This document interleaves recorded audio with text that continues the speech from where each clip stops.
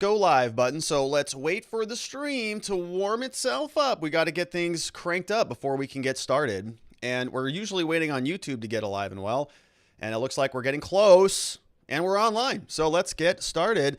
Hello, my friends, and welcome back to yet another episode of Watching the Watchers Live. My name is Robert Gruler. I am a criminal defense attorney here at the R&R Law Group in the always beautiful and sunny Scottsdale, Arizona, where my team and I, over the course of many years, have represented thousands of good people facing criminal charges. And throughout our time in practice, we have seen a lot of problems with our justice system. I'm talking about misconduct involving the police. We have prosecutors behaving poorly. We have judges not particularly interested in a little thing called justice. And it all starts with the politicians, the people at the top, the ones who write the rules and pass the laws that they expect you and me to follow, but sometimes have a little bit of difficulty doing so themselves. That's why we started this show called Watching the Watchers, so that together with your help, we can shine that big, beautiful spotlight of accountability and transparency back down upon our very system with a hope of finding justice. And we're grateful that you are here and with us today. We've got 4 stories we've got to get to,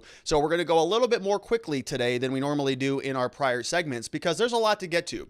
We're going to talk about Mohammad Anwar, and you may not remember who this individual was, but because we didn't talk about it actually on this channel. There was so much stuff going on with the Chauvin case that we just didn't get to it. Mohammad Anwar was an UberEats driver who was killed after 2 young girls were attempting to steal his car. There was a carjacking that took place. These young girls attempted to tase him, and then the car got into an accident, and Mr. Anwar was killed. And so now we have the situation where we have a 13-year-old girl and a 15-year-old girl who are facing essentially murder charges. They were facing felony murder charges, and now we know that there was a plea deal that just came out. So the Washington D.C. prosecutors, they came out and they gave them a plea deal. And so we want to break down what is going on there and do some analysis on that. Very interesting story. We've been talking a lot about young children right now in the in the criminal justice system. We have Adam Toledo, we have Dante Wright, now we have Ma'Khia Bryant, now we have these 2 young girls who were involved in Mohammad Anwar's case. So a lot. And the Supreme Court, which is something we're going to talk about in the next segment, is now sort of weighing in on this because the Supreme Court today issued a new opinion in the case of Jones versus Mississippi. And this was all surrounding an issue about whether or not the court can kind of hold juveniles for life, really,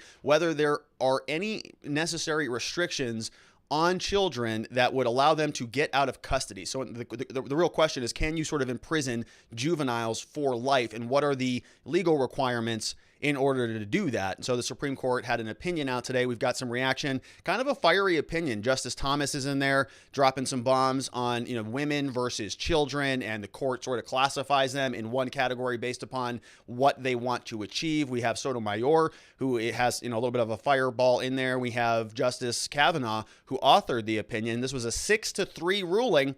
So we got to go through it. Then we're going to talk about what's going on with the U.S. Postal Service. New news today that they are part of the spying operation. Every single government agency now feels like they've got their tentacles right into your little personal private area, right? No matter what you do, you're sort of being monitored by the government. Now the U.S. Postal Service is apparently getting in on the fun. We've got a document from their intelligence sort of apparatus. It's called the U.S. Postal Inspection Service. And so they have this new document that they just released. We're going to go through that and see what they're trying to figure out. But of course, why wouldn't they, right? Everybody else is. Why wouldn't the U.S. Postal Service get in on it? Then we're due up for a Kyle Rittenhouse update. He's got court coming up on May 21st. So just under 30 days from today, that's going to be happening. It's going to be a final pre-trial conference that's taking place in May. It's kind of the last court date that happens before a trial, which is not scheduled until later in the year. But a lot of interesting things have been going on in this case. In particular, we want to talk about a Virginia police officer who was just fired, relieved of duty for donating to Kyle Rittenhouse. What? All right, so we're going to get into that and much more. We want you to be a part of the show. So if you want to ask a question, leave a comment, or lob a criticism, feel free to do that. But the place to do that is over at watchingthewatchers.locals.com. It's a separate community. It's a separate platform where we will post a copy of the slides that I'm about to go through there for your convenient download, as well as we're going to post a copy of my book, which is over there for a free PDF. If you want to join and support the show, you can do it at watchingthewatchers.locals.com, and you can ask questions. And so I'm going to get to those as we go throughout the different segments throughout the show today. There's also, if you go over there, there's a brand new course that I just unveiled. It's called the Existence Systems course.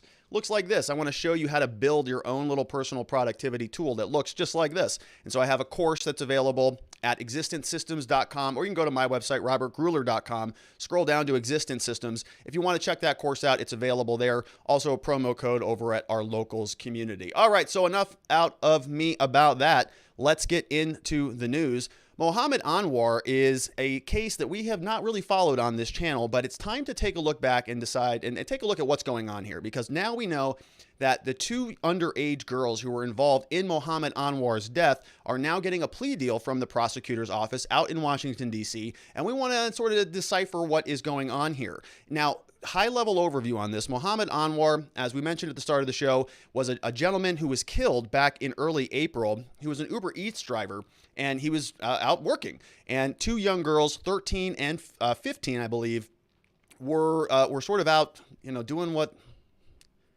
I guess they were doing, right? They were attempting to carjack this guy. So they had a taser, they went up to him, and they got into an altercation. The car sort of spun out of control, and Mohammad Anwar was killed in the accident. Two young girls, of course, survived. And so they got charged with murder crimes, and now, since this has been sort of working its way through the justice system, now they're getting a plea deal. And the reason why I wanted to talk about this story is it sort of segues into our next segment about the Supreme Court, where the Supreme Court is now saying, there are certain restrictions that we're just not going to consider as it relates to juvenile cases. In other words, you can have a juvenile essentially be held in custody for the rest of their life, more or less. There's some nuance in that, but it is sort of a new development in terms of juvenile law. And we're seeing a lot of problems with juveniles and the criminal justice system. It's sort of a weird pattern that we've noticed on this channel and in the news over the last, 10 days or so. It's been sort of interesting, right? We had Dante Wright, I think he was 16, 17, very young, who was shot by Kim Potter back in just outside of Minneapolis. Then we have Michaela Bryant. Miss Bryant, Micaiah Bryant. She died on the conviction date for the Chauvin trial. I'm getting these all sort of out of whack. We had the Adam Toledo, right? That was the shooting that took place about 2:30 in the morning. I think he was 13. He got shot and killed. And then we have these two young girls, 13 and 15. And so we're starting to see a bit of a pattern here. It's young people who are getting involved with the justice system. And so the Supreme Court is, they issued a new opinion, not necessarily in response to all of these recent developments, but something that certainly impacts juvenile law and children. And this is, asking, a lot of people have questions about this, right? We're starting to see sort of a different version of justice for different individuals. Kyle Rittenhouse is being charged with, several different murder charges, and his trial's coming up. We've seen Crystal Kaiser also be charged with murder charges. We've talked about that case. And now we've got, these young girls who are being charged with crimes. And so it's an interesting question, and I want to break it down and see if we can learn anything about it. So let's take a look at this story over from The Independent. It says that the UberEats driver was killed in a suspected carjacking as two teenage girls were charged with murder. Father of three, working as an UberEats driver, has been killed. This happened back in early April. Mohammad Anwar, age 66, died on Tuesday. Shocking footage of the incident shows Mr. Anwar attempting to recover his vehicle as a suspect accelerates, dragging him alongside, crushing him against a fence. The car sped down a street before flipping and ejecting Mr. Anwar into a nearby sidewalk. Footage shows a figure lying face down on the sidewalk, not moving. And there is body camera footage, or not body camera footage, aftermath footage of this. People are recording everything, and you can see Mr. Anwar just basically dead right there on the side of the road. Really horrendous footage. And let's go back into this. He says Mr. Anwar died in the hospital following the incident after suffering numerous broken bones and severe head trauma. He was making food deliveries at the time of the attack. In footage captured by a bystander, Mr. Anwar can be seen standing next to the driver's door, arguing with those inside the vehicle. Police later said the suspects used a taser on Mr. Anwar. They're thieves, he's heard saying, as he appears to try to regain control of the car. This is my car. Following the crash, footage shows one of the carjackers climbing out of the overturned vehicle. Right? And these are two young girls. National Guardsmen near the scene of the crash detained the suspects before they could flee, held them until the police arrived at the scene later. Metro PD said the suspected carjackers are a 13-year-old girl from Southeast D.C. and a 15-year-old girl from Fort Washington, Maryland. Neither of the girls has been named because they are juveniles. Both teens have been charged with felony murder and armed carjacking. They made their initial court appearance on Wednesday. A judge ruled that they were a threat to the community and posed a flight risk, so they were detained until their next court appearance on March 31st. And so we're going to go through, we now know that there is a plea deal, so that this is sort of working its way through the legal system. And here is image. I'm not sure I want to play this. Here's some image of what's happening. So these two girls, hop in the car. This video has been viewed millions of times on Twitter alone. You see Mohammad Anwar next to his car. The teen girls are inside. He says, "This is my car," and the driver hits the gas as Anwar clings to the door. And then... She's stealing their car. You're stealing the car? Yeah, we called the cops. Call the cops. Call the cops. The horrifying sound of the crash. The man filming runs there. You see members of the National Guard helping the girls from the car. Anwar is alone on the sidewalk after he was thrown from the vehicle. You can hear one of the girls saying, "My phone's in there," as she tries to go back to the car. DC police tell us they are aware of this video. Our victim in this case. Yeah, and so if you saw that on the side, blurred out, there is Mohammad Anwar, right? He's just kind of dying on the side of the road. And the young girls are saying, "Hey, my phone's still in there. Got to get on my TikTok videos," after they tried to tase the guy. And he is dead there. So, National Guard was kind of helping to try to pull them out of the vehicle. Here are some other images that you can see. And this is another shot. Mohammad Anwar now is up here, right? He's sort of thrown from the vehicle. And these young girls don't even have driver's licenses, right? 15, 13 years old. They used a taser to try to grab this guy. And they sort of spin around the car. He gets thrown out. He's over here. And in the video, it's a really gruesome scene. I mean, he's in bad shape. This is another image. It looks like just sort of the aftermath. You can see how hard this hit, right? The vehicle crashed, knocked the pavement out, and really sort of rammed into this vehicle, knocked all the bike racks off. So a very, very, very serious accident. And of course, Mohammad Anwar is over this direction, dying. This is another scene here. Here is the man. Video shows a teenage girl attempting to run away as Anwar lie motionless on the sidewalk after being ejected from the car. National Guard troops detained the suspects, aged 13 and 15, until police arrived. So here is Mohammad Anwar. May he rest in peace, right? Another tragedy. We have, a very serious thing happening right now where we have young children who are doing stuff like this regularly, more frequently, because we are seeing this as a pattern. And maybe it's just sort of a coincidence, or maybe this is really indicative of a deeper problem. The reason why I typically look for patterns is because I think patterns are instructive. And prosecutors do this as well, by the way. Prosecutors will say, if you are somebody who is let's say facing sexual assault allegations. One woman comes in and complains this man did something bad. Well, if it's a one-to-one conversation and there's no real other evidence that exists, it's kind of a he said, she said thing, right? The woman says this happened, he says no, it didn't. And if there's no other evidence or anything to corroborate that, well, it's kind of a tough case for the government to win, truthfully. If we see more people who are making the same types of complaints against one particular individual, then you start to see a pattern, right? So now if you say we have somebody who is facing allegations and we have one victim and her story matches another victim and both of their stories match a third victim, and those three different things happen over, let's say 2 years, based on one particular person, the allegations are against that one person. And you can say there's a pattern that's been happening over 2 years. And this one individual seems to have a pattern of conduct. And so you can sort of make a case in that regard. Right now, the government says, well, we've got enough evidence, so we think that there is enough cause here to charge that person with a crime. And so it's just sort of an example that I use to flesh out the importance of patterns. And we're seeing that right now, right? I just went through 4 of them that we've seen a lot of lately. And the question is what is going on here? Why is this happening? And it seems to be, very young kids, 13, 15, 16, and they're all getting involved in altercations with law enforcement. So it's a little bit troubling. We also know that a plea deal has now been issued. So this is a little bit of a background on that. A plea deal has been offered to 2 teen girls charged in the deadly carjacking of UberEats driver. So News on Your Side has learned that a plea deal has been offered. In a court appearance in Washington, D.C. on Tuesday, prosecutors told the judge they are negotiating a plea deal on a second-degree murder with weapons charges. All right, so that is a less serious charge than the original felony murder. And so remember we talked about this a lot in the Chauvin case. Felony murder is the idea that you commit a felony and somebody dies in the commission of that felony. The example I use very frequently on this channel is the bank robbery, right? If you have a getaway driver and 3 other people in the bank robbery car, 3 people go into the bank, they start robbing the bank, you're just the getaway driver, you never even go inside, but one of those people kills somebody inside the bank, and then they get back in the car and you drive away. Well, the police capture you. If you are a driver of a vehicle, are you responsible for the death that happened inside the bank? Are you responsible for murdering that person, even though you didn't even step foot in the bank? Yeah, you are, because it's called felony murder. You were involved in the commission of a felony, and somebody died during the commission of that felony. You were robbing a bank. That's illegal. Somebody died. You were part of that conspiracy. You were a part of that scheme. So you're going to get charged with felony murder. Same concept here. This girl was involved in, or both of these girls were involved in a carjacking, car theft, right? Grand theft auto or whatever the statute defines it there. And somebody died.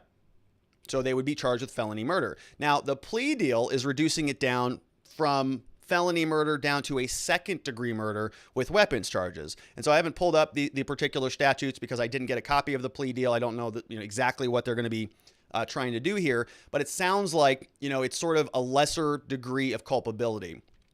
It's sort of like what we saw in the Chauvin case, right? With felony murder, a little bit more intention there. You intended to do the carjacking and somebody died as a result of that. So we're going to charge you with murder because you did intend to do the underlying felony. In this case, it sounds like second-degree murder, maybe more of the unintentional, we were using a weapon, somebody died in the commission of it, but it wasn't intentional. Sort of like what we saw with Chauvin, right? We saw the 3 different levels of culpability ranging from the most serious to the least serious. And so in this case, they went from a serious charge down to a less serious charge. And some people might be upset about that. They might say, well, these girls are getting off or whatever, that same benefit of the doubt wouldn't be provided to a Rittenhouse or whatever. But it is something that is pretty common, right? This is part of the plea bargaining process. This is how this works. You charge somebody with a more serious crime. The plea deal that is offered is a less serious crime. They want to give you an incentive to take the plea deal. If they're going to say, hey, just plead guilty to the original charge, why would you ever take that? You would never do that. You could just go to trial and lose and probably get much the same deal that the government was going to be giving you. So if they're going to give you a benefit to incentivize you to take some sort of a deal, they got to give you a reason to do that. So they are dropping it down, which is not unexpected. Now we continue on. It says Metro PD detectives said on March 23rd, the girl, so this actually happened in March. I thought it was early April. The girls assaulted 66-year-old Mohammad Anwar of Springfield, Virginia with a stun gun. Moments later, Anwar attempted to hold onto the car as the teens sped away. He was thrown when the driver hit a curb and flipped the vehicle. Police said Anwar had broken bones and a head injury, died a short time later. According to witnesses, after the crash, one of the teens complained her cell phone was inside the wrecked car. The 2 teens are pleading not involved, which is similar to pleading not guilty. Defense attorneys have also asked the judge to have the teens undergo mental evaluations, which is probably a good call. And under the D.C. Superior Court rules, the 13-year-old cannot be tried in adult court, and the prosecutors have made no indication that they would move the 15-year-old to adult court either. So we'll see where this ends up. This is something that I think is obviously a very serious crime. And there are certain people in this country who say, well, that's it, right? That's it. They get one shot. They killed somebody. And that's the end of the line for them. I am not that hard-nosed, I would say. I think that, I'm a criminal defense attorney. I've seen some very amazing rehabilitation stories. I've seen people who have been charged with heinous crimes make incredible heroes out of themselves in their lives. And so, when you're dealing with a 15-year-old and a 13-year-old, I know that there are people out there who are inclined to say, well, that's it, right? They killed a man, throw away the keys, lock them up. These people are monsters, and there's no hope of rehabilitation here. I don't see it that way, right? I think if anybody has an opportunity to learn from this or to be rehabilitated, it is a 13-year-old and a 15-year-old. They're very young. They almost know nothing about the world. I mean, even until Yeah, I'm still working on myself. Let's just leave it at that, right? But, there's a lot that you don't know when you're 13, 14, 15, 16, 17, 18, 25 even, right? And so these are very young people who I think have some shot at rehabilitation if we as a society would think about that when we're going through this. And because they're in juvenile court, there is a little bit more of that, right? Prosecutors and judges, they are thinking naturally more in terms of rehabilitation and restoration rather than retribution and repercussions on the other end. Once you hit 18, it suddenly becomes about, well, we don't care. You're a lost cause at this point. You're done. We're just going to convict you of a felony, remove all your rights, and kind of put you in that downward spiral, put you in a hole that you can never climb out of. And so in this case, right, these girls are young. I'm optimistic that maybe this can be a changing moment in their lives, maybe with their parents, maybe with their community, maybe with their siblings, so that this type of stuff just doesn't happen again. Let's take a quick look at some questions over from locals.com, and we're at Watching the Watchers. And you can also grab a promo code for Existence Systems, by the way. So let's take a look at what Locals question. First one comes in from Ma Fox. Ma Fox says, young people make dumb choices. I don't see anything here saying these girls intended to cause a murder. Putting them in prison for life seems beyond excessive and nothing but punitive, not to mention my disdain for felony murder rules. Punitive justice helps no one. Ma Fox, also DC's felony murder rule is considered first degree. Got it. All right. So thanks, Ma. Thanks for that. Look at that. We're learning. We're learning. Thank you, Ma. So I agree with you, right? And that's sort of my opinion on this, right?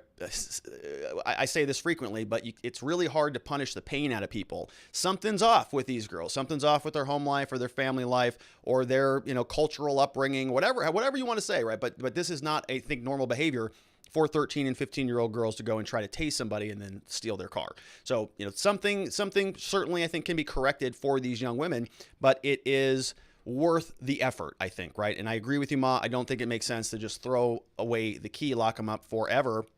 We've got Liberty or Death says, have you ever been offered a plea deal for your client and you just laughed because you thought the DA was being silly and offering something more than you thought you could get at trial? So if we're getting a plea deal that is beneficial, then I'm happy about it. I'm not, I've got a nice poker face, right? We're not going out there saying, holy crap, are you serious? You're going to give us this deal? Thank you, Mr. Prosecutor. Because then you don't want them scratching their heads and going, what did I just do there? Having a second look at the case. If you have a smoking deal, typically it's kind of best policy not to ask a bunch of questions. Just go and thank you and go and enter that and move on. But I think the converse of this, Liberty, is a little bit different, actually. I've had a lot of prosecutors give us plea deals that they thought were gifts, that they here you go. This is great. I'm going to send this over to you. It's a great deal. Why don't you just review it with your client, sign it back over to us. They send it over to us. It's like the same penalty that they would get if we went to trial and lost. So they sound like they're being very magnanimous. They're being very generous. Oh yeah, here's a smoking plea deal. Here you go. This will be great. Your client will love it. We look at it. It's like 6 months jail. You're going, what? That's not a good deal. It's a terrible deal, right? We could get that if we went to trial and lost every single charge. Why would we ever take your crap deal? But they, a lot of them will think, well, we're going to ask for the max. We're going to ask for the worst. And I know this judge. So if you don't take my very generous deal, it's going to get worse for you. And they sort of use that like they're playing poker, like they're trying to sort of bluff you out of the game. And you just go, that's a stupid plea deal. We're not going to take that. Are you serious right now? Are you serious? Okay, well, obviously we're going to reject that. Thanks for offering it, but that's a horrible offer, and we're not going to take that. We're going to set the case for trial. We'll see you in 30 days. We have CP Miller WV says, do we know the race of the girls? Well, yeah, they were African American. Not that that matters, of course. Shouldn't their parents be charged? And if white, are we going to get riots due to white privilege? So they were African-American girls, that is part of the story. And you probably could have seen some of that in the video. Should their parents be charged? There's some people making that argument. I have seen that there should be some extended liability to the parents. I'm not so sure about that, right? I think that there is a great danger in sort of attributing criminality to other people who don't commit the crime. I really don't like that. I think it's sort of an overreach on the law. Parents didn't do anything, right? They arguably maybe could have been better parents or prevented their children from getting access to a taser. You can make those arguments, but I'm not so sure that it is pertinent to then charge those people with crimes. I think that these are young girls who just need who need some very strong guidance, definitely an element of punishment, right? They can't be thinking like this is something that you can just scoff at and look the other way at. But I don't think that we're there. And so I just wanted to sort of, touch on this. I think that this is probably moving in the right direction and frame that out a little bit. Liberty says, so there I was, last day of civil procedure number 2. Final exams next week. Our professor is a constitutional scholar, in quotes. And one of the smart gunners asked if she thought that Chauvin had a cause for appeal based off Maxine's comments. She said, no way, because the video was enough evidence. Okay, so that's not accurate. That was the first time a cop was convicted, but there was no reasonable doubt. Then she said she had not seen a trial and just the headlines. I think that is irresponsible in law school. What do you think? I think it's grossly irresponsible, and I think it's actually probably intentionally misleading a little bit. Like, why would you say something like that if you didn't even watch it? And you're also in civil procedure. You're not in criminal law. So I'm not sure if your constitutional scholar, civil procedure professor has much criminal law experience or, appeals court, appellate experience or whatever. Maybe they do, maybe they don't. But it's not even a good legal answer, unfortunately. So I have a problem with the content of the answer, but it's not even a good legal answer. Like, I think the opinion's bad, but it's also legally bad, I guess is what I mean. So I think it's terrible. I think it's a terrible answer, and good luck in your Civ Pro class, Liberty. Hopefully you're learning out from other resources and not that professor. We've got Osak71 says, hey, Rob, big fan. Great job with the show. Hey, Osak, I'm a big fan of you, my friend. So a no contest plea versus a guilty plea. Is there no difference, or is something that is better to do if you have a choice? Seems like there's no difference. Why even have it? Yeah, it really is no difference. Some people think about it in terms of sort of a moral victory. Well, I'm not going to say that I was guilty, but I'm not going to challenge it either, right? And so that it's sort of an escape hatch for that. Now, practically speaking, at least here in Arizona, if you enter a plea of no contest, practically that's a plea of guilty. You're still going to have the same penalties. You're still going to go to jail, still have points on your license, still, get a prison sentence or whatever. It's just a no contest. And so, there are certain situations where we'll have a client, right, that just says, I cannot plead guilty to this. Actually, my business partner had a situation like this where he refused to sign the plea deal also. And it was sort of this big show. And it turned into this no contest type of a thing because we just, it's an escape hatch. It's used very rarely. I don't want to get into the whole nuts and bolts of what actually happened there now that I think about it, but it is practically the same thing. And so it makes some people feel good because they don't have to go in there and say, yes, Your Honor, I'm guilty. The problem with having to plead guilty is you have to say it. Okay. If you want to take a plea deal, it's different than a trial. We all saw what happened in the Chauvin trial, right? He didn't agree to anything. They found him guilty. But if you want to plead guilty, then you have to say I'm guilty, and you have to actually go through a little bit of a soliloquy. The judge will go through what's called a factual basis, and he'll say, hey, all right, so is it true on or about March 25th of 2020 that you were there in uniform and you had your knee on the back of George Floyd's neck and George Floyd succumbed to his injuries and you caused George Floyd's death, and you run through all the elements, right? Go through all of the elements. And you as the defendant, Derek Chauvin, if he wanted to plead guilty, would have had to say, is that correct? Yes. Okay, based on that, how do you plead to the charge of murder? Guilty. All right. And nobody promised you, threatened you, any of that stuff. There's a whole procedure that you go through. And so you still have to do that if it is a no contest plea. And the practical effects of that are, of course, that you get the same penalties either way. We have Ma Fox says, I like how we don't consider kids mentally capable of making choices for themselves, but when it's a crime committed, lock them up for life. Hey, Ma, you know who makes that point? Judge Thomas in the next clip. He basically says, listen, if we're talking about, children, then the court will characterize them as children for certain situations. But if we're talking about, let's say, abortion rights, suddenly the children are now women, right? We talk about 16-year-olds and the right for a woman to choose what to do with her body. And so Thomas actually says this, in some situations, the court calls them women, and in other situations, they call them children. And it's the same age. So what's going on here? And I think Ma Fox are sort of, talking about it. Kind of weird standards when it comes to kids. Sort of characterize them and categorize them based on whatever's expedient for you. Flag drop. NJ, last one on this segment, says, Robert, should the girls be remanded to custody with understanding every day to be a shining example to other kids in similar situations. Also, are the parents liable for civil penalties from Mohammed's family for ineligible death, especially if they plead guilty? So, I can't answer that, to be honest. So I don't do civil law almost at all. I mean, I really kind of detest that area of law. I really like to focus on criminal law. So I think if I had to harken back, I go back to law school. And I remember reading some cases at some point in time in civil law where there are abilities to make claims against parents for your negligent children. But I don't know if that was, if that's antiquated or if there's any basis or any new claims for that. But certainly if you're Mohammed's family, you want to take a look at that. Now, the next question is, do they have any assets? Do they have anything that is worth recovering against? Is there any sort of deep pockets that would provide them some financial resources? Obviously, Mohammad Anwar was working, right? He may have people to provide for and expenses to pay. And so what is his family going to do now that he's not out there? He was literally working. He was delivering food that day, and now he's not going to be able to do that. So something worth exploring, but I just don't have the technical answers about that, and I apologize. That's for a civil lawyer. Maybe go talk to Uncivil. Maybe he'll be able to answer that. We have, because he's civil, but he needs to be civil, not uncivil. Got to be civil.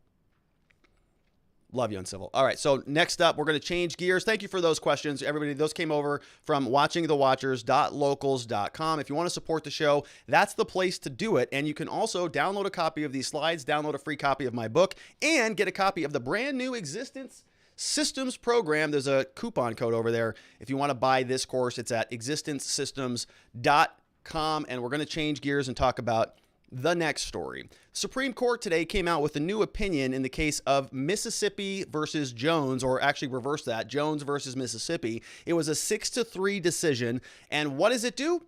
It rejects restrictions on life without parole for juveniles. What does that mean? Well, there were restrictions on this. In other words, you could not keep juveniles in custody for life without parole because there were restrictions on that. Well, the Supreme Court today said no.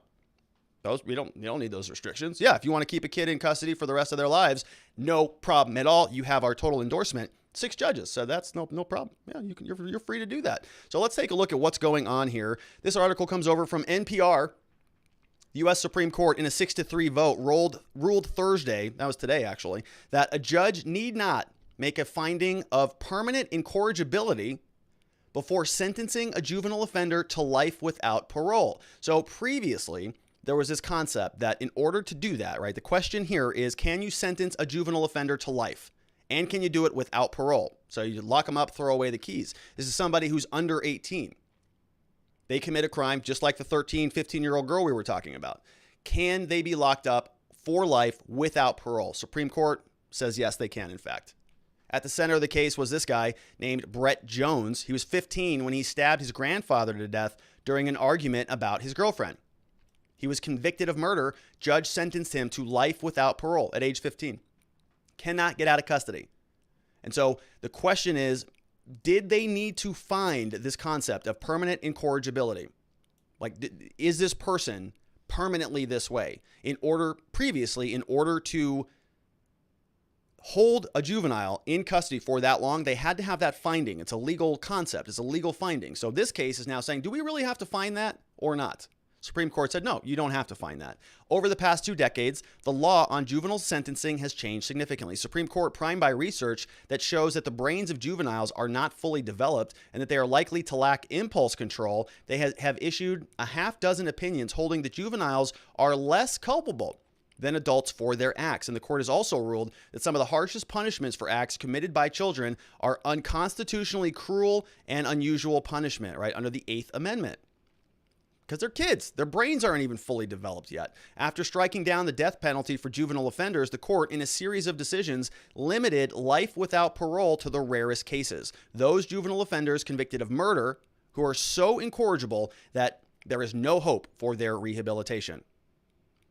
So that was after striking down the death penalty. But all of those decisions were issued when the makeup of the court was quite different than it is now. This case was the first time the court has heard arguments in a juvenile sentencing case with the 3 Trump appointees on the bench, including Amy Coney Barrett, who replaced Ruth Bader Ginsburg. Previously, Anthony Kennedy, who retired in 2018, repeatedly was the deciding vote in cases involving life sentences and other harsh punishments for juvenile offenders. And Anthony Kennedy was sort of the middle of the road judge. I think he was appointed by Reagan, if I remember right. And he sort of straddled the middle. You had conservatives on the right, liberals on the left. Traditionally, Kennedy was supposed to be more of a conservative, and he ended up being sort of the moderate middle of the road guy. Retired in 2018, judge appointed another judge to replace him. He was replaced by Kavanaugh, who actually authored this opinion today, and Ginsburg was replaced by Barrett. So the court, in this case, indicated it is far less inclined to go the extra mile to protect juvenile offenders from the harsh or harshest of punishments. So this is why the Supreme Court's important. Mississippi is one of only a half dozen states that do not require an explicit finding of permanent incorrigibility prior to sentencing, life without parole. So elsewhere around the country, they got to find that permanent incorrigibility, right? You got to make a determination that this juvenile is beyond hope. We've done our analysis. This person cannot be saved or rehabilitated. We are finding that there's permanent incorrigibility. Therefore, that allows us to sentence this juvenile to prison without parole, even though 15 years old, 16 years old, doesn't matter. Mississippi says, listen, you don't even need to find that. You don't have to find that permanent finding. If you want to sentence him to life in prison, you're welcome to do that. Jones' case involved how to apply prior Supreme Court rulings. Close to a decade after Jones was sentenced to life without parole, Supreme Court ruled that those like Jones who committed crimes when they were minors could not automatically be sentenced to life terms. Jones had been one of those who had received such an automatic life sentence without parole. Mississippi Supreme Court ordered him to be resentenced. Judge did that, considering Jones' youth at the time of the crime, but again sentenced him to life without parole. So the judge went through, did resentencing, analyzed a bunch of different factors, said, yeah, one thing is, one mitigating factor here is, yeah, he is actually pretty young. So we'll reconsider this, but life still is appropriate anyways. Judge did not make any finding that Jones was so incorrigible that he had no hope of rehabilitation. So he didn't make that specific, explicit finding.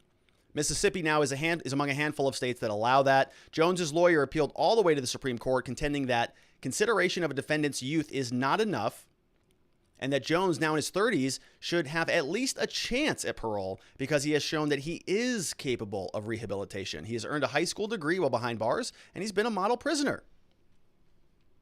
During argument last November, Jones's lawyer, Northwestern University law professor David Shapiro, told the court that, quote, Mississippi's courts have denied the permanent incorrigibility rule itself. The state continues that denial in this court by insisting that weighing the defendant's youth against his crime was enough. But at the time, Mississippi Deputy Solicitor General Chrissy Nobile countered that in resentencing Jones, the state considered the mitigating circumstances of Jones' youth and its attendant characteristics before exercising its discretion to impose a life sentence. She argued that that is all the U.S. Supreme Court has required. In a withering dissent on Thursday, Justice Sonia Sotomayor used language from Justice Kavanaugh's past opinions to write that the court's decision was, quote, an abrupt break from precedent. She said the court was attempting to, quote, circumvent legal precedent and is fooling no one. So let's take a quick look at this opinion. Very long opinion, about, not that long actually, 51 pages I think. We've got some clips, some highlights that we pulled from Twitter and the blogosphere. We've got SCOTUS blog saying, we got a highlight here. Justice Kavanaugh wrote the opinion, so this is a 6-3 opinion. Justice Thomas wrote separately, concurring in the judgment. Let's take a look at what's going on. As this case again demonstrates, according to Kavanaugh, any homicide, particularly a homicide committed by an individual under age 18, is a horrific tragedy for all those affected. Determining the proper sentence in such cases raises profound questions of morality and social policy. States, not the federal courts, make those broad judgments in the first instance when enacting their own laws. State sentencing judges and juries then determine the proper sentence in individual cases in light of the facts and circumstances and the background of the offender. Under our precedents, this court's more limited role is to safeguard the limits imposed by the Eighth Amendment under the cruel and unusual doctrine. The court's precedent required a discretionary sentencing procedure in a case of this kind. Resentencing in Jones' case complied with those precedents because the sentence was not mandatory and the trial judge had discretion to impose a lesser punishment in light of his youth. So you see what he's doing here? He's basically saying that there is there is a prohibition against making it mandatory. So because this judge had the option of actually imposing a lesser sentence, he had the ability to do that. He has some leniency here. So it's not mandatory. So the judge is basically saying that's okay. Moreover, this case does not properly present, and thus we do not consider any as-applied Eighth Amendment claim of disproportionality regarding Jones's case. So kind of a broad little opinion there. Take a look at what else he says. This is also from this is from Sonia Sotomayor. Says, how low this court's respect for stare decisis has sunk. Stare decisis is this concept that you're sort of building off of prior cases. And so, you follow your precedent. If 30 years ago the Supreme Court said something, you're going to follow that, right? You're going to try to, because they are basing their opinion off of prior precedent. They're following, and the law is evolving in iterations. You don't want it to be like our Congress, right, where you get a new group of people in and they just change everything willy-nilly. There's logic and reason and precedent in law for a reason, is because it's all sort of emanating out of one original source document, which is here in the United States is our Constitution.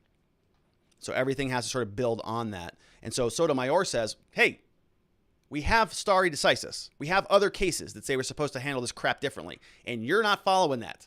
Not happy about it. She goes on and says, not long ago, that doctrine was recognized as a pillar of the rule of law, critical to keep the scale of justice even and steady, not liable to waver with every new judge's opinion. And who said that? Judge Kavanaugh. Given these weighty interests, the court usually required that a party asking for overruling or at least obtain briefing on the overruling question and then carefully evaluated the traditional stare decisis factors. Now it seems the court is willing to overrule precedent without even acknowledging it is doing so, much less providing any special justification. It is hard to see how that approach is founded in the law rather than in the proclivities of individuals. Guess who wrote that? Judge Kavanaugh. So you see what Sotomayor did? She went back through the opinion author, his prior cases, and said, oh, what you're saying here doesn't match with what you said over there. So what the heck are you doing? And then we have a dissenting, we have a concurring opinion from Judge Thomas. And what's interesting about this little segment here is he writes a concurring opinion. Judge Thomas has been a little bit more vocal lately. And so this is part of his concurring opinion. So a concurring opinion means that you just agree with the majority opinion, but you want to go out there and explain why, because it's a little bit different than what the majority says. So here it's 6-3. So Thomas is a part of the majority. He's agreeing with the other 6, but just for a little bit of a different reason. And we're not going to, that's not that important because this is all sort of technical stuff. But what is important is this little footnote. You're going to notice here, it says subsection 2. So he was footnoting a different portion here when he's referencing another U.S. Supreme Court case, 577 U.S. at 209-211. Here's what he says about that. The court's language in this line of precedence is notable. When addressing juvenile murderers, the court has stated, quote, that children are different, okay? And I'm underlining and emphasizing children. When the court's talking about juvenile murderers, they call them children. They say specifically, children are different. And that courts must consider, quote, a child's lesser culpability. And yet, when assessing the court-created right, manufactured right of an individual of the same age to seek an abortion, members of this court take pains to emphasize, quote, a young woman's right to choose. So if it's a juvenile murderer, they are children. But if it's somebody who is the exact same age seeking an abortion, well, now we call them young women and a young woman's right to choose. And then this Judge Thomas goes on, cites the cases Lambert versus Wickland. We've got Judge Stevens joining Ginsburg and Breyer. Planned Parenthood versus Casey, huge case. That's an abortion case. Ohio versus Akron, another abortion case. He says, it is curious how the court's view of maturity of minors ebbs and flows depending on the issue. Oh, yeah, that's good stuff. It is curious how the court's view of the maturity of minors ebbs and flows depending on the issue. Whatever is politically expedient, they use that characterization. So Judge Thomas is rightfully calling them out. We have Jeremy Matrida says, life has become too depressing. I shouldn't be laughing at that. It's tough to look forward to the future when everything in our country is so depressing. Well, Jeremy, listen, I know it probably feels like that, but remember, what we do on this channel and what we do in our lives when we're talking about political things and our government and our society and our infrastructure, that's not all of life. That is not the real world in which we live. When we watch this stuff on on the news, NBC, MSNBC, Fox, whatever you watch, that's kind of a show, right? It's reality. It's happening out there. But you have to remember that most of the stuff that we're seeing, everybody who's producing this content has a vested interest in making you angry, making you feel depressed. It's just sort of the intention of this. If you feel depressed, Jeremy, congratulations, because you're supposed to, because that is exactly what the news and media industry do on a daily basis. Because if you're depressed, then you're in a state of agitation. And if you're in a state of agitation, then you're going to try to solve that. What are you going to do? Well, you're probably going to buy more stuff, or you're going to feel afraid and nervous. And what do you do when you're in that situation? What do you do when you feel depressed? You go and you try to solve that problem by finding more information, by turning on the news, by gobbling up more information and trying to solve this pit of a feeling that exists in your soul. And so it is something that I think is organized. It's orchestrated. Every time you get angry or depressed, you sort of get this physiological response in your body, and you sort of train yourself to get more of that. It's sort of this classical conditioning, like Pavlov's dogs, right? Every time the bell rings, the dogs start salivating. Same concept here in the media and with a lot of the stuff, a lot of the garbage that we see happening in our worlds around us. But remember, that's just kind of out there in the ether. It's in the world. And what is really important in our lives are our families. It's our health. It's our well-being. It's the people we love. It's the people who love us. And it's about the mission that we live and our passion for creating and being of service in the world. That's really that's what this is all about. When we get in here and we talk about these girls or the Supreme Court or any of these other things, yes, it's all important. Yes, it is critical to moving America forward and to creating a better society for all of us and our children and our children's children. But it is tangential, and I know sometimes it's hard to see that dividing line. Sometimes it's hard to separate the two, because it feels like it's so in our face. Every screen you turn on, every waking moment of the day has some bad news somewhere. It's just beating it into your head. And, we as people, we've been, evolving for hundreds of thousands of years, and we've really been connected to the rest of the world for the last 20, 30 years, maybe. I mean, to the degree that we're at now, I mean, are we meant as human beings to be plugged into 5 billion people and to get news every single day on every single topic that is not relevant to us whatsoever? Okay, what happens in Columbus, Ohio really doesn't affect me at all, truly. Or in Minneapolis or in D.C. Most things don't impact me, but I internalize them. I take them so personally, and I cover them, and I get agitated and riled up about it. But you know what's really most important? My mom, my business partners, my business relationship, my team here, the people that we help on a regular basis, Miss Faith, Ma, you, right? This community, the things that we're doing. Those are the things that matter. When we're talking about, what a bunch of people in black robes do on a particular case, yeah, that's important. It's going to trickle down. It's my business. It's very important. But am I going to let that deviate me from my course or my mission? Or am I going to allow them to succeed in making me feel depressed and like a garbage human being? No. So we got to draw that line and reject that. Come on here and connect with each other and think about these things with a little bit less personal investment. The analogy that I use when people ask me about this, because listen, this is not something that I just woke up to and was able to implement in my life. Like I had this mental epiphany where I could say, I can separate myself from my work or these issues, right? Whether it's criminal law, whether I have to sort of pull myself out from a relationship because it's going sour, or I'm having a problem with a judge, or a prosecutor screams at me, or whatever happens, right? You have to sort of be able to disconnect yourself from the personal investment that ultimately is sort of the product of your life, right? You're creating something, you're providing a service or creating a product that you're selling, and it is kind of imperative to disassociate yourself from that, lest you become too emotionally invested in that, and that anything that happens to that, now you're going to connect to your personal well-being, and if anything happens, it's going to throw you off course. So the analogy that I use, that's sort of a long explanation here, but it's going from playing in the game to commenting on the game. So like a football game, right? At one point in my life, I was on the field. I was there. I was throwing the ball, catching the ball. I was running into people. I was bumping into people. I was getting hurt. I was feeling physically, drained. I didn't play football professionally. I played for, I think, 1 year in high school. That's it. Obviously, I didn't play professionally or even, I'm 5'8". So no, I did not play professionally. But my point here is that I was on the field. I was engaged in it. I was in the battle. And slowly I've been pulling myself out of it. So now I can sort of analogize myself to like an announcer, somebody who's commenting about this stuff and somebody who's analyzing it and learning from it. There's a lot of lessons in what we're seeing that we can implement in our own lives. And that's really where the value comes in. But when we start connecting ourselves, when we start self-identifying with Derek Chauvin, that's not a healthy thing to do.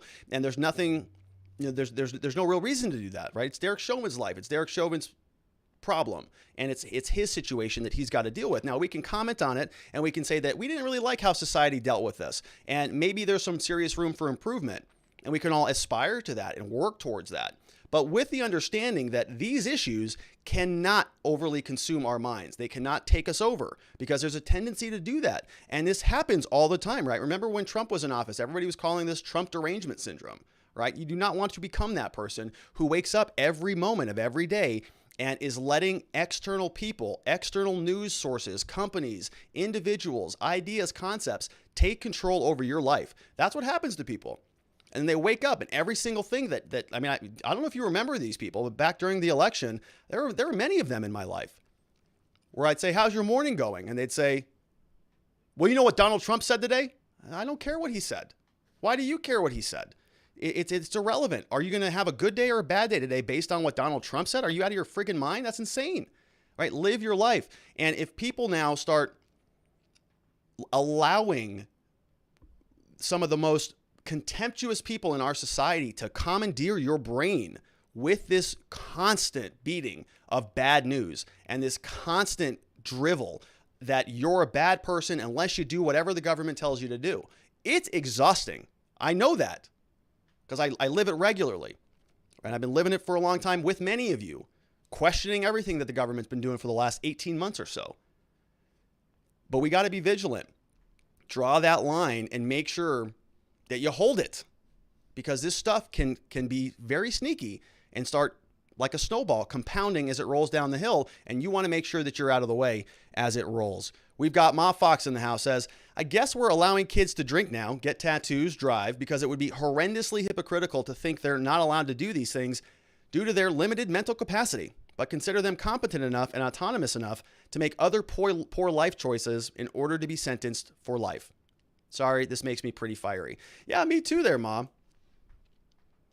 Me too. I think we're doing a pretty big disservice to our youth these days. And I don't even have kids, right? But what I see with other people that do have kids, I've got some concern for our youth. It doesn't look good, right? And they're not in schools. We're seeing a lot of long-term effects, long-term consequences, I think, from this weird era in our lives. Makes me fiery too, Mom. I'm with you. We got Osak says, Rob, when I was in school for CJ, must be criminal justice, we had an ex-judge who was old school, talked about how rules have changed and would not be a lawyer again. No skills are required to be a lawyer. The judge was talking about discovery. He compared it to playing cards with both sides, see each other's hand. So, Rob, do you like the new school, or would you an OG if you had a choice? So I am absolutely new school, no question about it, no question at all. I have a lot of tremendous respect for a lot of the old timers, a lot of the old Gs. I really respect them. I rely on them a lot for their wisdom and their guidance. I don't think I have any right now, but I've got books like this thick from all of these guys, right? They're the ones who wrote the books because they've been doing it for 35 years. Obviously, I have not. But I recognize, I think, that the legal world is evolving in a way that many of these OGs are just not interested in being a part of for some reason. And that's to their detriment, right? I've had many conversations with some of the OGs say, hey, you got to get on YouTube, man. We need you to lead a cause. We need you to lead a movement. We need you to stand up and do something strong here, because what you're doing in the courtroom is great, but we want to bring in the community. We want to bring in society. I talk about this in my book, right? There are a lot of great lawyers out there who are excellent practitioners. They're very good in court. They're amazing. And I sort of go through this pyramid chart where I talk about the non-practitioners and the practitioners. And then I call them, I can't remember, but at the very top are the influencers, right? You have the mentors and you have certain groups of people that are sort of working their way up the hierarchy. But for some reason, many lawyers have just sort of hit this peak where they say, I'm really passionate about the Constitution and about criminal law, but I'm just going to kind of stop working, or I'm going to stop caring about it once I have enough financial security or whatever. I don't want to do that, right? I want to see not catastrophic, but massive, let's say, consequential is the word I'm thinking of. It's the C word. Very important change in our justice system in a way that is meaningful. And the only way that I know how to do that is by building a badass legal team that goes in court every day, boots on the ground, and does it. And then doing what we're doing here, building a community, creating awareness, talking about some of the most important concepts that I think have been ignored and thrown to the wayside over my life. And so in my career now, I'm at that point where I'm able to utilize some of what we have built over the years to take a stand, to come out and stand for something. And that's what we're doing on this channel. And I wish more of the OGs would do that.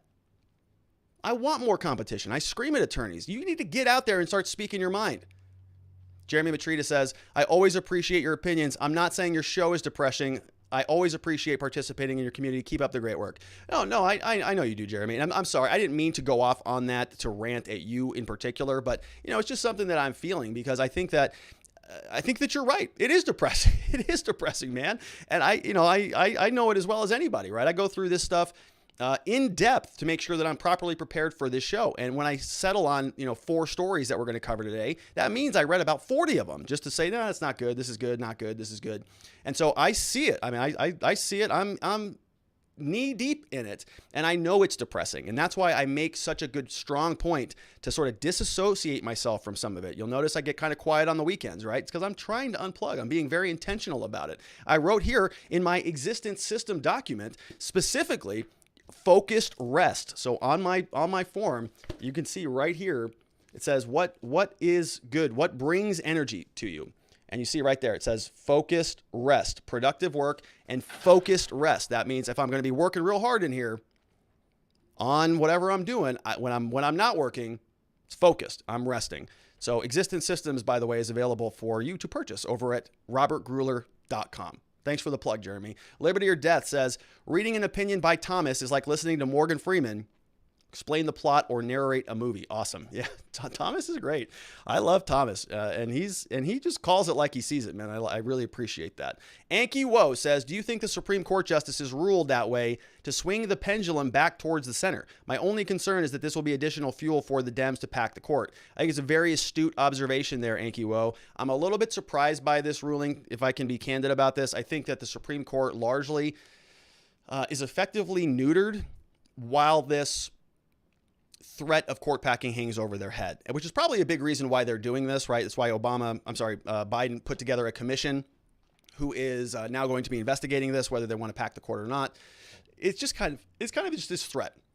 We're just going to let this float over you, Supreme Court. So don't get too crazy out there. Otherwise, we may actually do this. And so I've been sort of postulating that the Supreme Court is not going to do anything of consequence over the next 2 years. If we get to the midterms and the balance of power changes, or we get to a position where it's no longer practically possible to pack the Supreme Court. Right now, it's technically not possible because of the filibuster and because they just don't have the votes. But I've been seeing a lot of talk about basically breaking the filibuster in order to cram through legal change for the size of the court, just so that they can, enact the rest of their agenda, pack the court while they can. So as soon as that dynamic changes a little bit, maybe we'll see more activity from the court. But I was going to cover this on the Tuesday when the Chauvin verdict came, Monday, I think, when the Chauvin verdict came out. But they rejected a bunch of important cases. They're not going to hear them. They're not going to hear an election case. There's one other, a gun case about felons. They're not going to hear it. So, the Supreme Court is supposed to be giving us guidance on a lot of these very important legal issues that exist in our country. That's why they exist. We have 3 branches of government. They're one of them. Kind of important that they do their job and answer some questions for us. And some of the most important issues, in my mind, are going to be kicked down the curb for another day. We have Joe Snow. says the penalty that good men pay for indifference to public affairs is to be ruled by evil men. Yeah, it's a big penalty. Very big price. That comes from Plato. Thank you for that, Joe Snow. The penalty that good men pay for indifference to public affairs is to be ruled by evil men. Yeah, there's a danger to speaking out, right? If you stand up and voice your opinion, it's dangerous. But there are consequences if you don't that are even more dangerous. If you live a life not speaking, it's a big problem. If you want to learn more about that, check out Jordan Peterson, who is a big proponent of that concept and has been inspirational in my life. So that is it for that segment. Thank you for tuning in on those. Let's change gears yet again. The U.S. Postal Service is, FBI is, CIA is, Mark Zuckerberg is, everybody is, so why not the U.S. Postal Service? They come to your house anyways. Why can't they just get a little bit more inside information about you, right? This is a story that was posted over on Yahoo News, says that the Postal Service is running a covert operations program. Monitors Americans' social media. So we've got the actual inspection service report that gives us a little bit of a breakdown on what the U.S. Postal Service is doing. A lot of people had questions about the Postal Service, given the last little, 2020 November thing that was going on.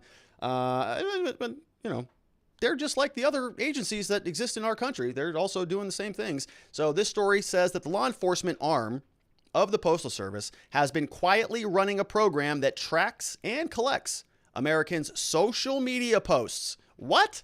Why is the U.S. Postal Service, which just delivers packages and little fun gift bags through the U.S. mail, what do they care about your social media posts? That doesn't make any sense, including those about planned protest, according to a document obtained by Yahoo News. The details of the surveillance effort, known as ICOP, which is really clever, brilliant, bravo, Internet Covert Operations Program is what that's titled, has not been previously made public. The work involves having analysts trawl through social media sites to look for what the document describes as inflammatory postings and then sharing that information across government agencies. So the U.S. Postal Service is doing this.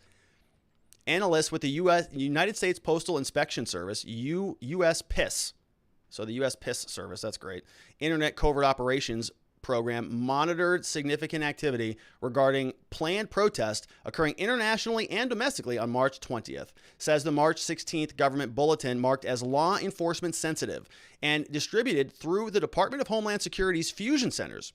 Quote, locations and times have been identified for these protests, which are being distributed across multiple social media platforms to include right-wing leaning Parler and Telegram accounts. A number of groups were expected to gather in cities around the globe on March 20th as part of a worldwide rally for freedom and democracy to protest everything from lockdown measures, oh no, you can't be protesting that, to 5G.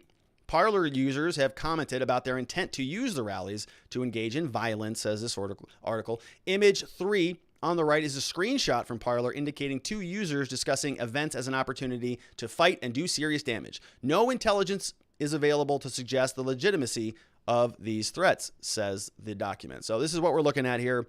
This is what Yahoo got a hold of. And this looks like an official government document, right? Posted here on March 16th.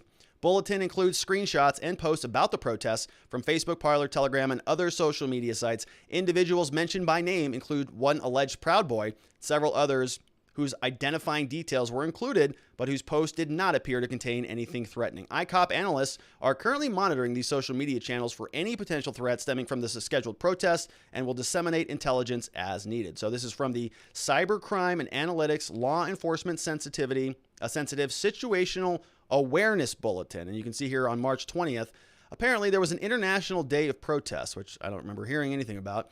Analysts from the U.S. PIS organization monitored significant activity regarding these protests. Location and times have changed. You can see here, this was a post, looks like Global Action to Stop 5G. So that was posted on Facebook. We have another one here, Worldwide Demonstration, March 20th. So for some reason, the U.S. Postal Service is checking this stuff out. ICOP analysts, they're monitoring these. They're going to pass them around. They identified the website, which is down here, Worldwide Demonstration. You can see that. They identified the Facebook group, and they're keeping tabs on it. To date, there are 15,492 followers. This began trending across Parler with the hashtag We Will All Be There. Twitter users are also promoting the event, going to magafirst.org. Analysts also identified a video created to advertise the event called Anti-Tyranny Protest March 20th. At this time, there is no reliable information to suggest how many individuals have viewed the postings or what else is going on. Pretty interesting that they're focused on certain platforms. Parler, Telegram, certain organizations, MAGAfirst.org, Stop the Steal. It's interesting. Very curious. Analysts identified another protest titled Global Action to Stop 5G. Group has over 20,000 followers. And then they're identifying other inflammatory online postings.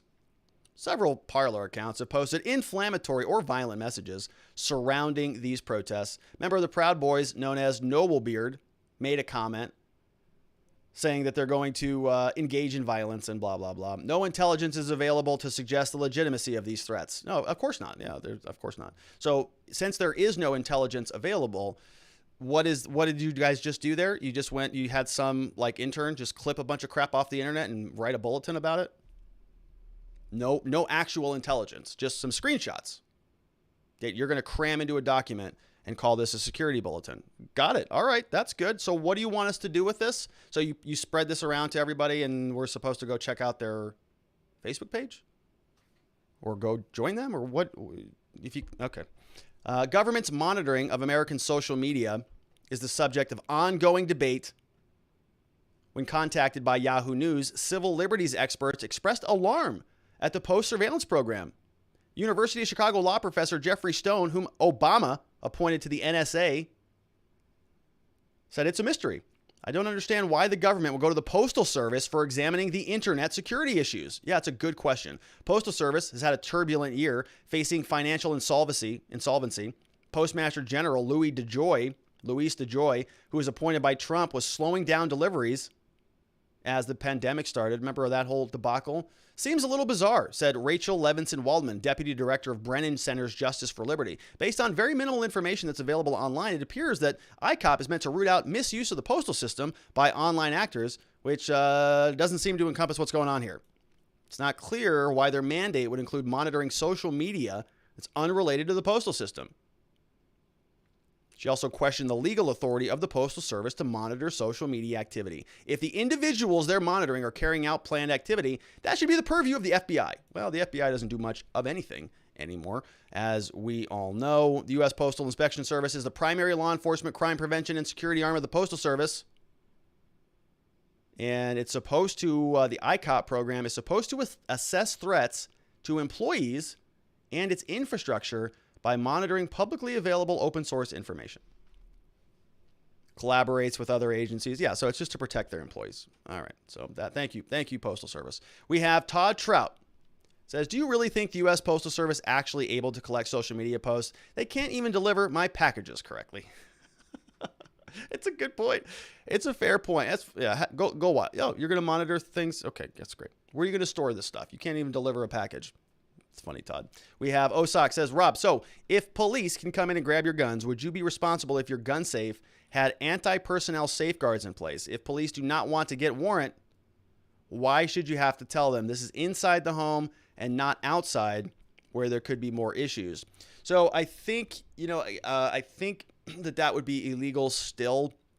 There's a concept that I recall back from law school called spring traps, if I can recall this correctly.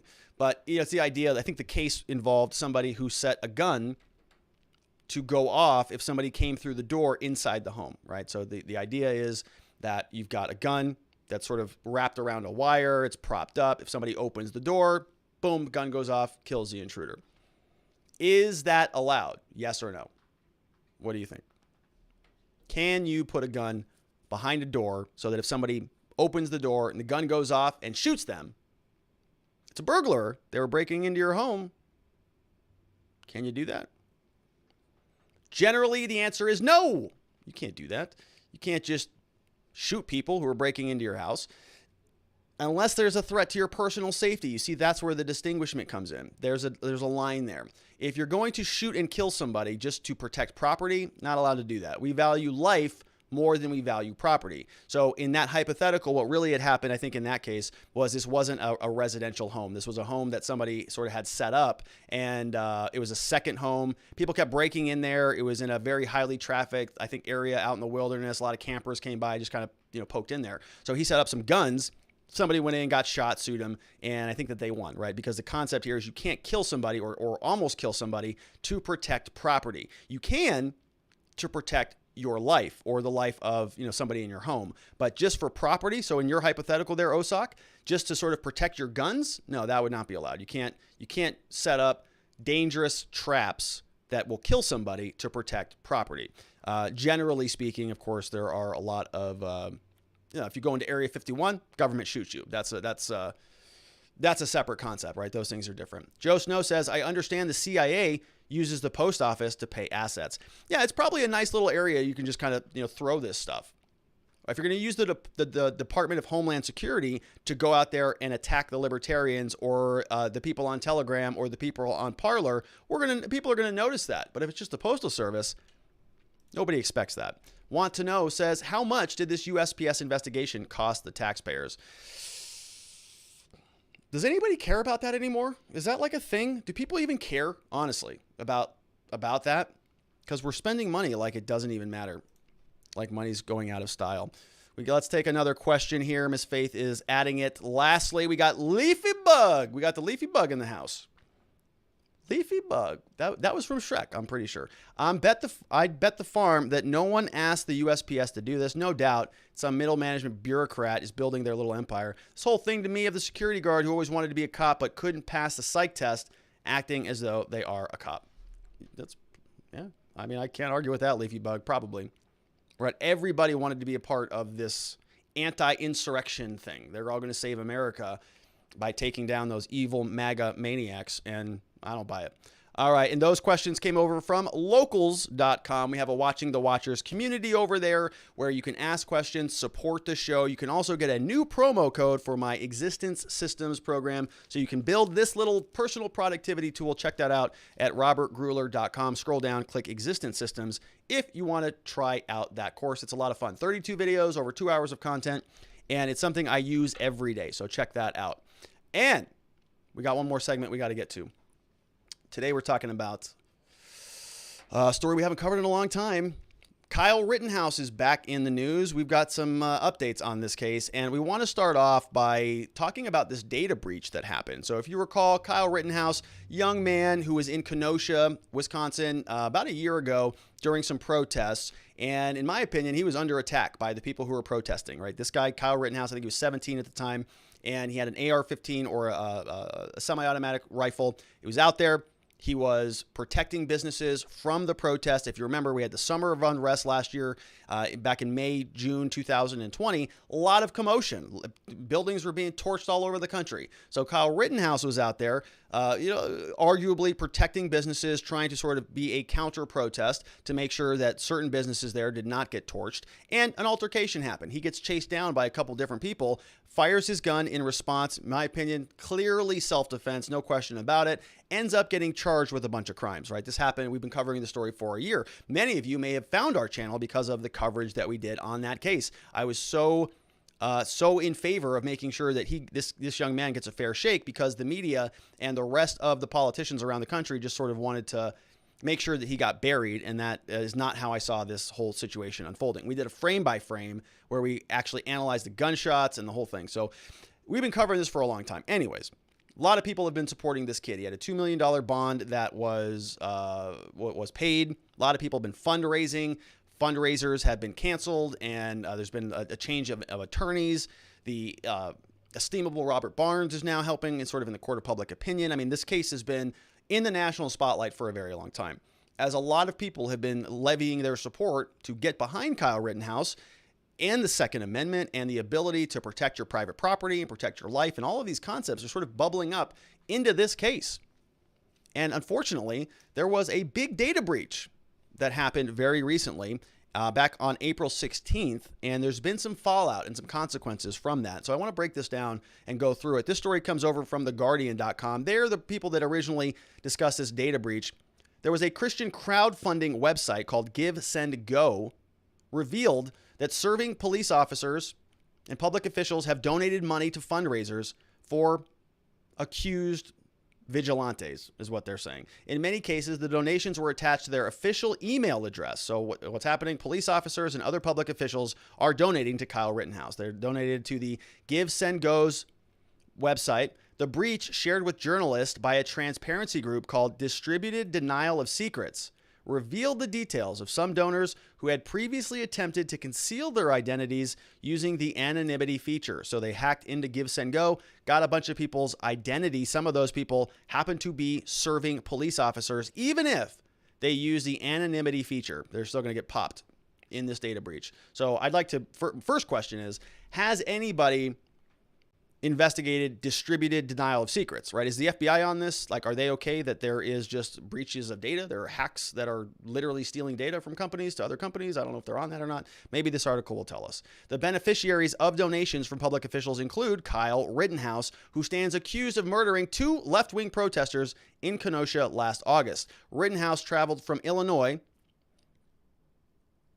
on his own account to offer armed protection to businesses during protests over the shooting of Jacob Blake, which we covered here as well. Rittenhouse, who became a cause celeb across conservative media throughout 2020, was even supported by Donald Trump. He held a fundraiser on Give Send Go, billed as a contribution to his legal defense. He raised over $580,000 between August and January of this year. Among those who donated were associated with several email addresses traceable to police and other public officials. One donation for $25 was made on September 3rd of last year. It was made anonymously, but associated with Sergeant William Kelly, who currently serves as the executive officer of internal affairs in the Norfolk Police Department in Virginia. The donation also carried a comment reading, "God bless. Thank you for your courage. Keep your head up. You've done nothing wrong." Comment continued, "Every rank and file police officer supports you. Don't be discouraged by actions of the political class of law enforcement leadership." Oh, that is a spicy meatball right there. Don't be discouraged by the actions of the political class of law enforcement leadership. Oh, that feels good. Do you feel that? That feels good. Oof, that's good stuff. Another Rittenhouse donor using an official email address was Craig Shepard, whose public records show is a paramedic in Utah. He gave $10 to Rittenhouse. Yeah, this was that guy that scumbag local reporter went to his house and knocked on his door. Donations also came to Rittenhouse associated with official email addresses for Keith Silvers, City of Huntsville, Alabama employee, another $100 from somebody from the Livermore National Laboratory, which maintains the U.S. weapons stockpile. Meanwhile, several Wisconsin police officers also donated a fundraiser to support Rustin Shesky, which was held for a Kenosha Police Department officer whose shooting of a black man, Jacob Blake, led to protests. 2 $20 donations to the fund were also so they're just basically doxing all these people, right? And we're not going to go through everybody here. 32 more donations totaling $5,000 came from other people. Let's see what else The Guardian has. More anonymous donations came in. Another $100 associated with somebody else. Another $400 associated with someone else. Anderson's book called Bio, right? So they're just The Guardian now is actually out doxing a bunch of people. So that's great. So there's everybody who possibly donated to Rittenhouse is now going to be made publicly available and scolded.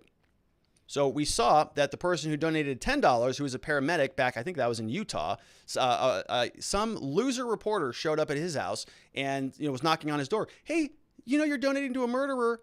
You're a paramedic here. You're not a public figure. These are private donations. I have no business being here, but I'm a piece of garbage news reporter, and I've got a political statement to make, so I'm just going to show up on your house and dox you on public." Then that guy, who is such a little coward, if I can be candid about this, got off of the internet. So he actually said, "Oh, gosh, my reporting has gotten such negative feedback and criticism that I actually have to get off the internet." So he goes and does something, and then he turns around and plays the victim when everybody says, you're a garbage human. Why would you do that? Then he gets off the internet. And, these people out there are so mean to me that poor me, I have to get off the internet. All right. So that's that guy. Then we have a cop gets fired over this. So somebody donates some money to a Kyle Rittenhouse, and then he gets fired for it. So and fired by the police department. Okay. Not some woke mob organization. The Virginia Police Department fires a cop over a donation to Kyle Rittenhouse, his legal fund. Tuesday, Virginia City fired a police lieutenant after a data breach at a crowdfunding site revealed a lieutenant had contributed to the legal fund of Rittenhouse. The cop, like a few other police officers, had mistakenly used his official email address to make the donation. He also posted a comment supporting Rittenhouse. Chip Filer, city manager out of Norfolk, Virginia, fired Lieutenant William Kelly upon the recommendation of the Norfolk Police Chief Larry D. Boone for making a political donation. All right, let's take a look at what this department has to say. We'll be curious here. City manager takes administrative action against a Norfolk police officer. So this was posted on April 20th, 2 days ago, by the city of Norfolk over in Virginia. City manager Chip Filer has accepted the recommendation of the police chief Larry D. Boone, and Lieutenant William Kelly has been relieved of duty. Ridiculous. I have reviewed the results of the internal investigation involving Lieutenant William Kelly. Chief Larry Boone and I have concluded Lieutenant's actions are in violation of the city and departmental policies. His egregious comments erode the trust between the police department and those they are sworn to serve. We have a standard behavior for all employees. We will hold staff accountable. He was initially placed on administrative duty after reports were made that he donated and expressed support of Rittenhouse's actions, who was charged with multiple felonies, including homicide. The police chief said, I want the residents of Norfolk to know that their police department will represent and uphold our organizational values of service, honor, integrity, equality, leadership, and diversity. It's too many. Six orders? That's too many. A police department cannot do its job when the public loses trust with those whose duty is to serve and protect them. We do not want perceptions of any individual officer to undermine the relations between ourselves and the community. I ask the community to support the officers as in the past, knowing that right now, we're continuing to serve and protect them. He has the legal right to appeal the decision, and he's got a grievance procedure and whatever. So, my gosh, two questions on this. Number one, are they going to go through and fire any officer who donated to BLM? Truly, right? Are all political donations off for this? Because if it is, that's a standard, right? I'd be curious to know if they are going to inquire about any other political donations. Is it only the people who donated to Rittenhouse, or is it all donations in general? Is there any other precedent? Have they fired any other people from this department for other political donations? Or is it only one type of political donation? If it is all of them, then okay, then they're just holding the standard, right? You can't donate. If we find out you donate, you get fired. If that's the policy, that's a policy, and you can't really argue with that. But I'd be curious if it is a little bit more focused. That's number one. Is it a political firing based on the type of donation, based on the subject of the donation? Number one. Number two, they moved pretty quickly on this, okay? It sounds like pretty quickly. On April 16th, he was placed on leave. Then on April 20th, he was fired. So the next question is, how can they move so quickly, this police department, on this issue when police departments traditionally on other issues move pretty slowly? Now, I can't speak to Norfolk in particular, but they move quick on this, right? Police departments generally are pretty slow. Oh, we're still investigating this. This is under investigation. Our officer didn't do anything wrong. What's going on? Blah, blah, blah. They move quick here, 4 days. I wonder the next time that there is a complaint against an officer, if they're going to move this quickly. Or the next time an officer does something inappropriate, like actually inappropriate, not an anonymous political donation, whether or not they will act with the same level of expediency that they have. Obviously, they're very unhappy that somebody donated to Rittenhouse. I wonder if they would move as quickly if somebody donated to BLM or somebody did something that was egregiously bad conduct. But Rittenhouse, it's like, oh my gosh, the ultimate mortal sin. It's the worst thing you can do in this country is donate to Rittenhouse. You're going to lose your job. We have a lieutenant fired. Okay, so we have new court dates coming up. Kyle Rittenhouse's case is scheduled for a final pretrial conference, which is a very, very basic court date. Typically, nothing happens. Look, that's not true. In his case, there could be a lot that happens. A final pretrial conference could be a big deal, or it could be a nothing burger, which is probably what it's going to be, given the fact that we've got another 6 months until the actual trial starts, until jury selection starts. So I'm going to guess, they're not going to just not have any court dates between May and November. There'll probably be a continuance on this. It'll probably, we'll probably have another check-in, I would say September, October, maybe even mid-October before the trial starts. They're not going to just let 6 months elapse. So this will probably just be a simple continuance. They'll push it out. We've got a trial scheduled November 11th. The last update from April 14th was the notice of a hearing, which is just basically when they moved the court date. So they moved it for a final pretrial on May 21st, and we have a status conference, it looks like, set for a May 17th. So we'll actually have an earlier date. Yeah, okay, so I see what they're doing here. So they're setting status conference, and then they're setting the we call them FTMCs here in Arizona, final trial management conferences. So anyways, so he's got a court date coming up in May, 2 of them in May, and then he's got one scheduled in November. We'll see what else happens there. So let's take a quick look at some questions. The most important part of the segment really is the questions from our community over at locals.com. If you want to support the show, that's the place to do it. Locals.com. Find our group called Watching the Watchers. Get a copy of my slides, get a copy of my existence systems, anything you want that we offer, it's all available there. So check us out. All right, first question here is from Liberty or Death. Says, what happened to the prosecutor that was lying in court about Rittenhouse? Did he get in trouble? Also, I think the cop has a strong case for wrongful termination.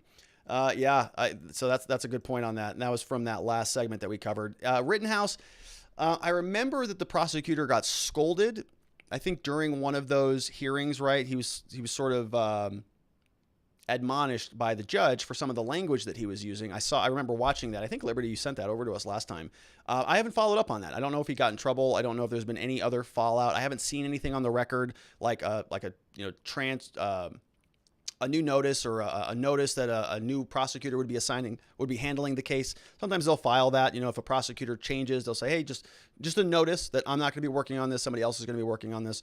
But I haven't seen anything like that from the record. So I'm not sure. It's probably just a simple admonishment, just kind of something that goes by the wayside. NY Renal MD says, seems like donating to someone's legal defense is just as bad as a crime, all because cancel culture has canceled due process. Do the Virginia Police Department have a policy against donations? I don't know. We're going to find out. And as Liberty mentioned, that other officer might actually have a, oh no, this is the same segment. Yeah, this is the same. I'm losing my mind here. Okay. So I don't know. I don't know if they have a policy against donations. It sounds like they do, but I don't know how enforceable it is, right? Is it being selectively enforced, or is this something that is just being singled out due to Kyle Rittenhouse and due to this data breach? I don't know. We have Sharon Quinney says, whoa, the implications of this and the potential damage to one's right to privacy and freedom of speech. This is totally scary. Yeah, I agree with that. It is scary. Let's see here. Ma Fox says, what did William Kelly say? I don't think I saw what his comment was.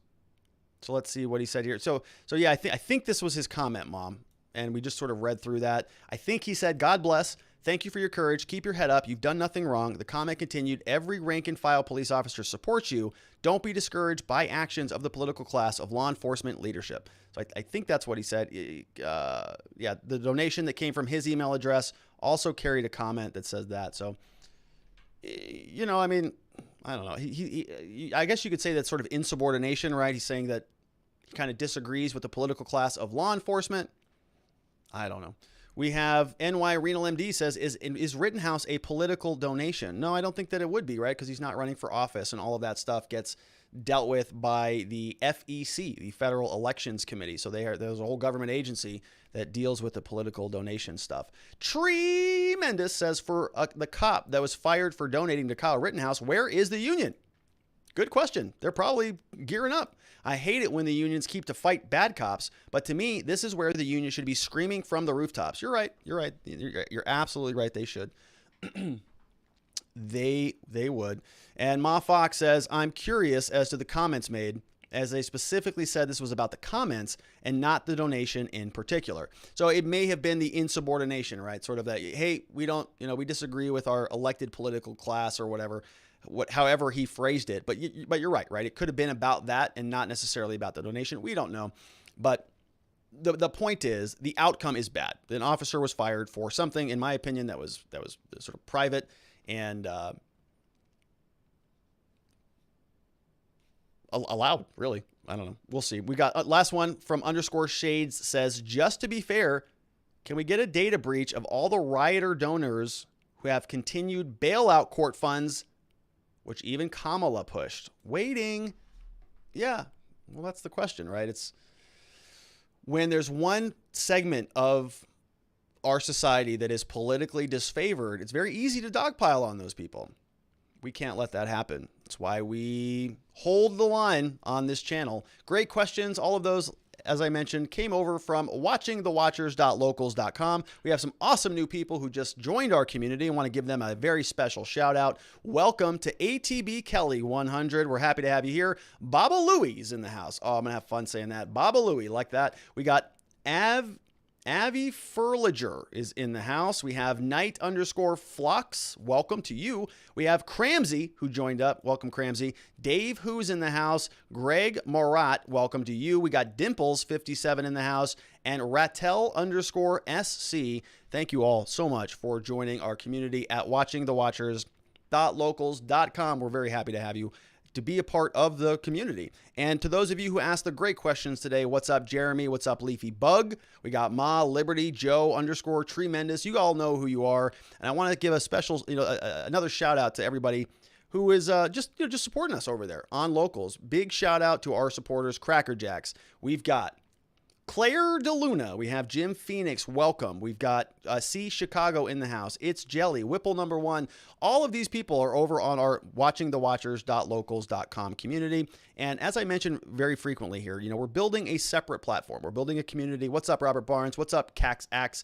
What's up, D Sudlow? Where we are a little bit more independent. Toots Magoots is in the house. Valerie W012. We have Jill Russin, DD, RN West. All of these tremendous people are helping us to build literally a separate platform, Paula MK, Lassie91, and others, where we can say things that we want to say. We can share links that we want to share. We can communicate with the people we want to communicate to without the fear of being crushed by the behemoth tech companies that exist out there. And so we're grateful to all of you who support us there. If you're not there yet, you can get there and you can get a copy of all this great stuff. The Beginning to Winning is a free PDF of my book is there. All the slides, we're going to post those. We've got impeachment party documents. My existence systems is over there, and it looks like this. It is a personal productivity tool that I write in every day. And what I want to do with this is show you how to craft your own version of this. So I use a blue pen. I fill this out every day. It helps to keep me on track. It helps keep my bearings straight. And there's a specific segment in here, a specific block that I have affirmations, and I have a gratitude list. And we talked a lot about depression and some of the awful things that we see in the world. And I have a gratitude list that I write things that I'm grateful for every day on my existence system. And it's something I highly recommend because we need to rewire our brain sometimes to think in terms of gratitude, to think in terms of positivity. And we get out of practice. We just check the news every morning, hop on the social media sites, and it's nothing but pure garbage. So it's important that we pause daily and remember what we're grateful for. And so on my existence system, I have an entire box for gratitude. And so what I am encouraging you to do, if you're interested in this program, is to purchase the program. It's available at robertgruller.com. Great promo code, coupon code if you're a member at locals.com, and customize your existence system and start using it. I think you'll see some profound changes in your life. I've sunk a lot of time, a lot of money, a lot of coaching, a lot of resources into whittling down all of the concepts into one sheet of paper. It's available for you, so go check that out. And then lastly, you can also get some links, share some links over on Locals, and meet some great people. And before we wrap up out of here, one last reminder that I am a criminal defense attorney here at the R&R Law Group. We're located in Scottsdale, Arizona. We love to help good people who have been charged with crimes find safety, clarity, and hope in their cases and in their lives. We're very good at what we do. We offer free case evaluation. So if you happen to know anybody in the state of Arizona who has been charged with any type of crime, anytime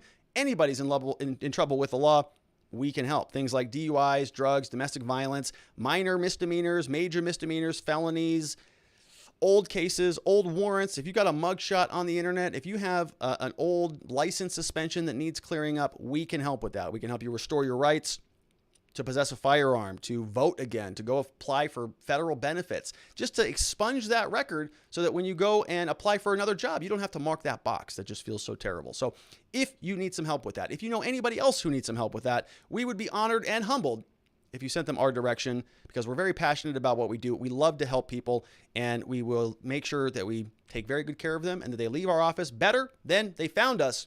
And that's it from me, my friends. I want to thank you so much for being here. We're going to be back tomorrow, by the way, but it's not going to be the regular show as usual because we have two very special guests coming onto the program. Mr. Viva and Barnes are going to be here at 4 p.m. tomorrow. So we're going to have a conversation with them about a lot. A lot of stuff is going on this week. Of course, we're going to have some Derek Chauvin reaction. Want to see what's going on with the Micaiah Bryant case, get those two gentlemen's opinions on that, learn a little bit more about them, and get some other faces on this channel because, of course, you can only tolerate so much of me. I can only tolerate so much of me. So you're in good company. We're going to see everybody back here tomorrow. Have a great evening. Sleep well. Have a nice hearty dinner. Be rested because we're going to get into it and have some fun tomorrow with Viva and Barnes. 4 p.m. Arizona time, 5 p.m. Mountain, 6 p.m. Central in Texas, 7 p.m. on the East Coast for that one Florida man. Everybody have a tremendous evening. I'll see you right back here tomorrow. Bye-bye.